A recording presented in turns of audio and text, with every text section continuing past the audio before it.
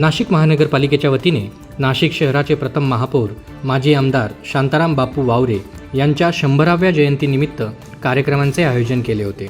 मुख्यालय राजीव गांधी भवन येथे शांताराम बापू वावरे यांच्या पूर्णाकृती पुतळ्यास व महापौर दालनात वावरे यांच्या प्रतिमेस मनपा उपायुक्त अजित निकत, माजी महापौर दशरथ पाटील, माजी उपमहापौर गुलामभाई शेख, माजी स्थायी समिती सभापती शाहू खैरे, विक्रम वावरे यांच्या हस्ते पुष्पहार अर्पण करून आदरांजली वाहण्यात आली।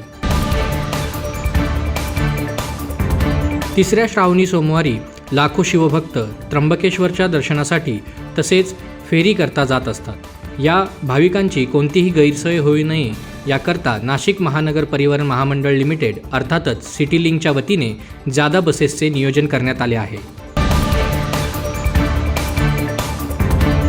भारतीय स्वातंत्र्य दिनाच्या 78व्या स्वातंत्र्य दिनानिमित्त मनपा मुख्यालय राजीव गांधी भवन येथे नाशिकचे जिल्हाधिकारी तथा मनपा आयुक्त जलज शर्मा यांच्या हस्ते ध्वजारोहण करण्यात आले। तसेच हर घर तिरंगा अभियानांतर्गत विविध कार्यक्रमांचे आयोजन या प्रसंगी करण्यात आले होते। नाशिक महानगरपालिका, जिल्हाधिकारी कार्यालय आणि पोलीस विभाग यांच्या संयुक्त विद्यमाने दिनांक 14 ऑगस्ट रोजी हर घर तिरंगा कार्यक्रमांतर्गत सकाळी 10 वाजता तिरंगा पदयात्रेचे आयोजन करण्यात आलेले होते। पदयात्रा राजीव गांधी भवन ते CBS येथील हुतात्मा स्मारक येथे आयोजित करण्यात आली होती। पदयात्रेचा शुभारंभ जिल्हाधिकारी तथा मनपा आयुक्त जलज शर्मा यांच्या हस्ते हिरवा झेंडा दाखवून करण्यात आला।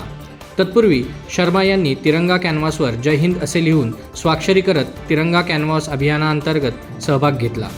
तसेच तिरंगा सेल्फी पॉईंट येथे तिरंग्यासोबत सेल्फी काढला। तिरंगा पदयात्रेदरम्यान हजारो शालेय विद्यार्थी, मनपाचे अधिकारी व कर्मचारी उपस्थित होते।